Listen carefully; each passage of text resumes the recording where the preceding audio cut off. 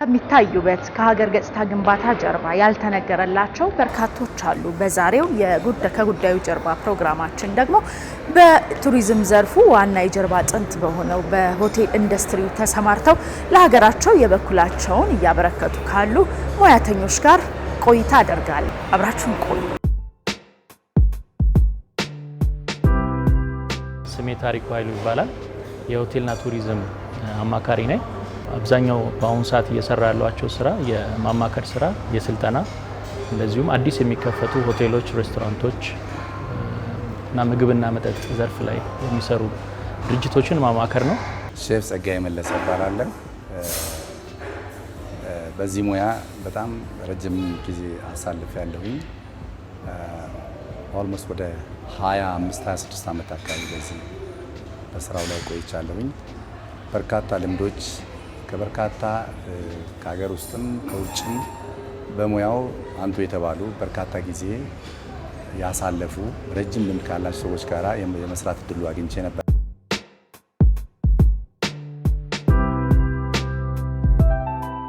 በ1993 ይመስለኛል የመጀመሪያው የአዲሱ ካሪኩለም ተፈታኝ ነበርኩኝ። ከ10ኛ ክፍል የጨረስኩትና በወቅቱ ይጠበቅ ነበረ ውጤት እንዳመጣ ወደ ፕሪፓራቶሪ ለመግባት እንዳጋጣሚ ነው፣ አልተሳካም።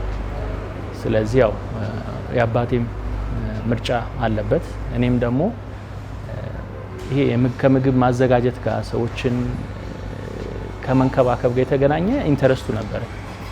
ከዛ ጋር የሚገናኝ የሙያ ዝርዝሮችን ስናይ የሆቴል ሰርቪስ የሚል ምርጫ መረጥን።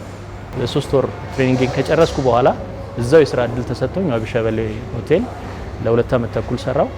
ከዛም ቀጥሎ በኢትዮጵያ ደረጃ ማለት እችላለሁ እነዚህ ቼን ሆቴሎች ወይ ደግሞ ኢንተርናሽናል ሆቴሎች ሀገራችን ውስጥ ያሉት አብዛኛው የዲፓርትመንት ኃላፊዎቹ የውጭ ዜጎች ናቸው። ለመጀመሪያ ጊዜ ረመዳ አዲስ ላይ የምግብና መጠጥ ክፍል ኃላፊ ሆኜ የሰራው ብቸኛ ኢትዮጵያዊ ነኝ ማለት እችላለሁ። መጀመሪያ አዲስ አበባ ሂልተን ነው ስራ የጀመርኩት። ወደዛም የተሳብኩበት ምክንያት አንድ ማቆ ጓደኛ ነበርኝና ሂልተን በወቅቱ በጣም ትልቅ ስም ነበረውና ሌሎች በዛ ደረጃ የነበሩ ሆቴሎች አልነበሩምና ኢንተርናሽናል ሆቴል ሰርቪስ የሚሰጥ በዛ ኮንሰፕት ተስቤ ነው ወደዛ ያገባሁትና ከገባሁ በኋላ እንደማንኛውም የሙያው ጀማሪ ሰራተኛ ከስር ነው የጀመርኩት። ብዙ ሂደቶች አልፌ አዲስ አበባ ሂልተን በነበርኩበት ዘመን የመጨረሻ ደረጃ በሱ ሼፍ ሌቭል ደርሼ ከዛ በኋላ የመጀመሪያው የብራንድ ሆቴል ኤክስኪዩቲቭ ሼፍ ሆኜ በዊንታም ስር የሚተዳደረው ሆቴል ራማዳ የሚባለው ሆቴል የዛ የመጀመሪያ ኤክስኪዩቲቭ ሼፍ ሆኜ እዛ ሄድኩኝ።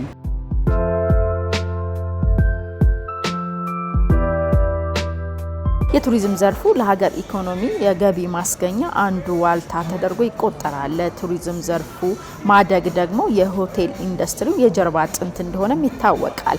እንግዲህ ሆቴሎች ከጊዜ ወደ ጊዜ በኢንቨስትመንት ደረጃ እያደጉ ቢሆንም በአገልግሎት አሰጣጥ ግን ገና ብዙ እንደሚቀራቸው ይነገራል።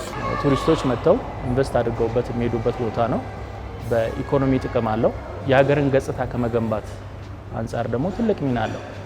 ባህልሽን የምታስተዋውቂበት፣ ምግብሽን የምታስተዋውቂበት፣ የሰውን ፐርሰናሊቲውን ሁሉ የሚገለጽበት ቦታ ስለሆነ ሆቴሉ ትልቅ ሚና አለው የሀገር ግንባታ ላይ። በኢኮኖሚም ዘርፉ የውጭ ምንዛሬ በማምጣት ረገድ ትልቅ ድርሻ አለው የሚል እምነት አለኝ። ዘርፉ በጣም ሰፊና ገና ያልተነካ ሴክተር ነው።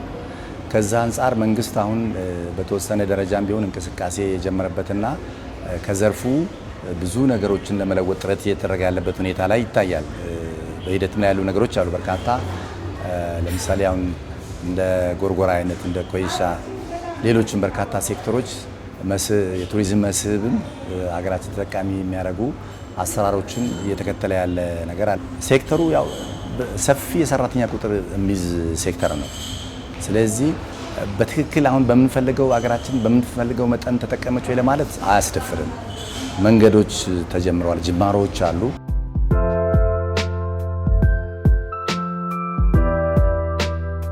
ዓለምም ከደረሰችበት አንግል ደግሞ የሰርቪስ ኢንዱስትሪያችን ይቀርዋል። ለነዚህ ሁለት ሪዝኖችን አስቀምጣለሁ ወይ ደግሞ መፍትሄዎችን ማለት ነው። የመጀመሪያው የትምህርት አሰጣጣችን ነው። የትምህርት አሰጣጡ መቀየር አለበት። ብዙም ሳንርቅ ከጎረቤት ሀገራቶች ልምዶቻቸው መውሰድ እንችላለን። አብዛኞቹ የሚጠቀሙት የሆቴል ትምህርት ቤት ነው። ሆቴል ነው፣ የሆቴል አገልግሎት ይሰጣል። በተመሳሳይ ወቅቱ ደግሞ ማሰልጠኛም ነው። ስለዚህ ስልጠናውን የሚወስዱት በትክክለኛው የሥራ ዓለም ላይ የሚያገኙትን ነገር እየነኩ እየዳሰሱ እየተለማመዱ ነው ማለት ነው። ሁለተኛው ምንድነው እንግዲህ አብዛኞቹ በተለይ ስኪል ትራንስፈር ደግሞ የእውቀት ሽግግሩ ከቼን ሆቴሎቹ የመጣ ነው። እነዛ ሆቴሎች ወደ የሀገር ውስጥ ባለሙያዎች መተካት አለባቸው። በርካታ ያልተነኩ ቦታዎች አሉ፣ ያልተጎኙ ቦታዎች አሉ። እምቅ የሆነ ሀብትና አቅም ያለው የህዝብ ቁጥርና የሰው ኃይል ያለበት ሀገር ነውና ያን ወደ ማርኬት መቀየር የመንግስት እገዛ ያስፈልጋል። ለግለሰቦች የሚሰጥ ለአንድ ሴክተር የሚሰጥ ነገር አይደለም ብዬ አስባለሁ።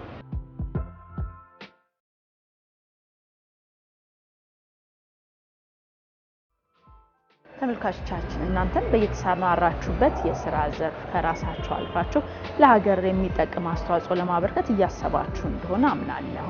ከዚህም ባሻገር ደግሞ በተለያዩ የሙያ መስኮች ላይ ተሰማርተው ለሀገራቸው የድርሻቸውን እያበረከቱ የሚገኙ እነዚህ መሰል ሙያተኞችን እንተዋወቃቸው፣ እንወቃቸው፣ እናክብራቸው።